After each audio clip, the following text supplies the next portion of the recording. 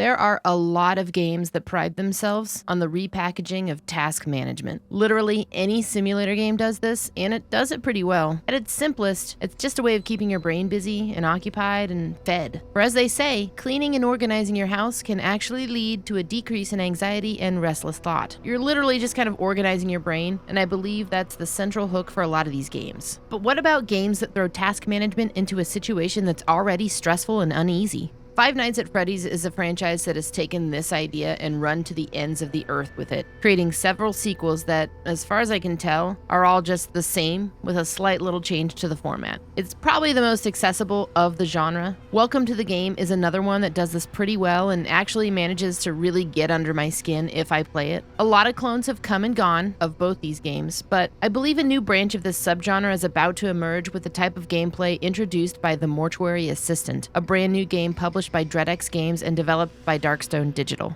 The Mortuary Assistant is a game that I got super confused with another game bearing a similar premise called Autopsy Simulator, where that one bills itself as more of a horror sim hybrid that takes place in an autopsy lab. The Mortuary Assistant is more about the process of bereavement, and that has a story that feels a little bit more fleshed out. Is it weird to say flesh when you're talking about autopsies and stuff, like with dead bodies? I don't know. Let's try this again. And has a story that feels a bit like a big old greasy bloomin' onion. Am I sure this is the way that I want to go with this one? Deliciously deep fried. Ugh, I don't even really like deep fat fried food or the bloomin' onion. What am I talking about? More layers to it once you start digging inside of it. Digging? What, like for gold? With my claw hands? What am I talking about? And you simply can't stop eating the stupid thing once you dig in. There's that word again, dig. Well, except you're not, like eating the corpse. You know what? This whole thing made sense at some point, and I stick by it. The Mortuary Assistant starts laying the groundwork for a light plot. You're a girl named Rebecca who's starting up a new career path as a mortuary assistant. Oh my god, the title drop. Oh! Who is studying under the tutelage of a local mortician. Some guy who looks like Eric Roberts. Or for the younger audience, Emma Roberts' dad. He gives you a quick rundown of what you need to do to prepare a body for embalming. A quick, short, and sweet synopsis of what the real deal actually is. I mean, I, for one, think we should have gone into cavity plugs, but maybe I'm the weirdo here. And before you know it, you're back at home and called into work to take care of some overnight detail because Eric Roberts is swamped and he needs all the help that he can get. Not unusual given the type of work. People die all the time. You're always on demand in some regards. So you arrive at the mortuary, ready to work as an assistant, when you're greeted with some tapes and an entirely new premise. And this is where the game gets complex and interesting. Using your 1998 computer, equipped with Netscape Navigator, leaflets from a demonic tome, and some good old-fashioned sleuthing, you must now multitask between preparing a dead body just like you learned earlier and tracking down a demon that's messing with you in the morgue while you're trying to work. Because, of course there is. There are 3 bodies that you have to prepare, each with a special set of instructions that are not entirely different from what you originally learned, except with some special instructions added because, lo and behold, one of these bodies is going to get possessed by a demon that you have to banish from the morgue. You have to learn the demon's name, say it with your chest, bind it to a seal, write it in a notebook, carve it into your skin, scream it from a mountaintop, sleuth your way into figuring out which body is the inhabitant, get it out there, dance in a circle, pretend you're in midsummer, and then burn that motherfucker into dust. I'm just kidding, you don't have to do a lot of that stuff, but whatever. You're also on a timetable here because the longer you take, the more chances you have of becoming possessed, and honestly, who really wants that? Unless I get to be as badass as Toni Collette in Hereditary, but even things didn't end well for her in that movie, so I don't think I want that. Anyways, possession fails the entire run and then you just have to restart. It's very interesting. From all appearances, each run of the Mortuary Assistant is different. While you'll often encounter the same types of haunts and encounters with the demon, each managing to be pretty creepy with each viewing, they're all jumbled up to create a semi-unique experience with each attempt. The more that you work at it, the better you're gonna get at banging out each step of preparing and embalming a body, which is gonna look great on my resume. And the more chances you'll have to figure out the little quirks and tells that the game's trying so hard to keep you from seeing so quickly. Now, my time with the Mortuary Assistant was an absolute blast, to say the least. I found myself in a state of one more turn, which is, in essence, what these types of games are trying to achieve, always a good thing. The premise is enough to keep you coming back because the story seems to have, as I said, layers. Your character, Rebecca, has a difficult past of drug abuse and tragic death in the family, and you seem to be uncovering details about all of that as you go through the game. But, as I said, no two runs are alike, and each one seemed to have little bits and pieces added to that story as I went forward. Sound design for the Mortuary Assistant is actually really great. The music,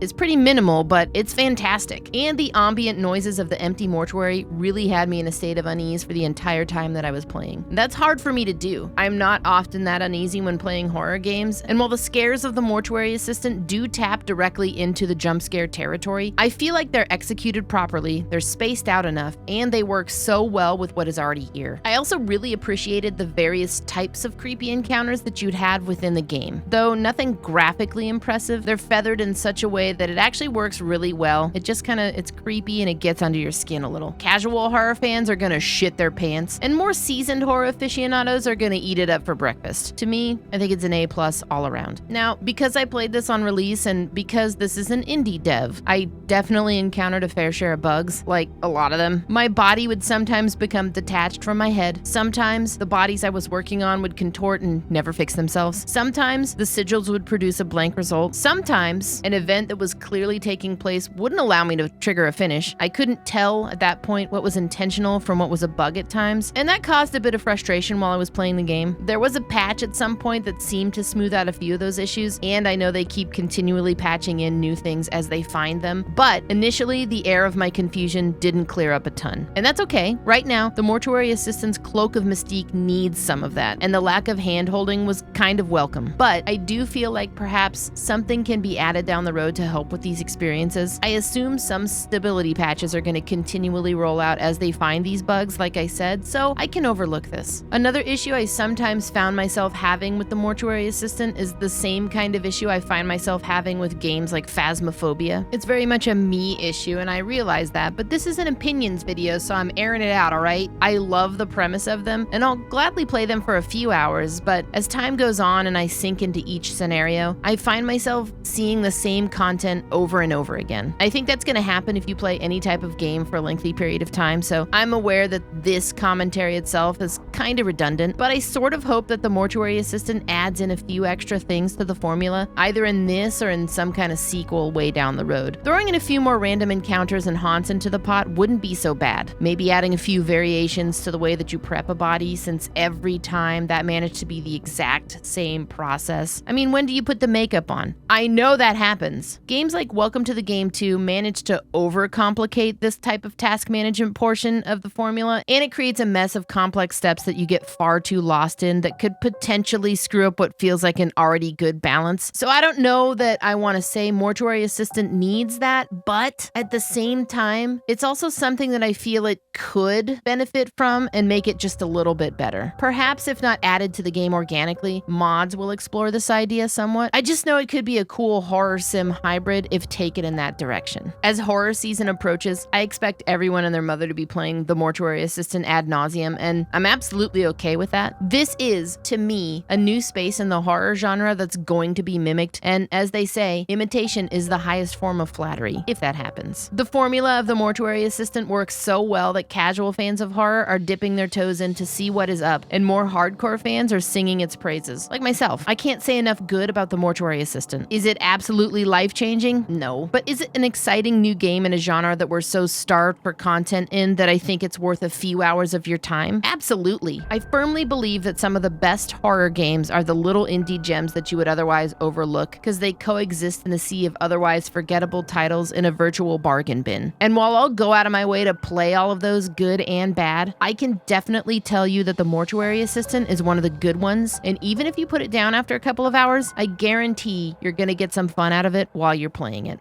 The Mortuary Assistant is out now on Steam. Big thanks to DreadXP for providing the code early for me to check this out. Although I play all kinds of games on my Twitch channel and, as an extension, occasionally try to make videos about those experiences on this YouTube channel, I'm a really big fan of horror and I try to play any of those that I see. As a result, I was looking forward to the Mortuary Assistant and I'm grateful for the chance to check it out early.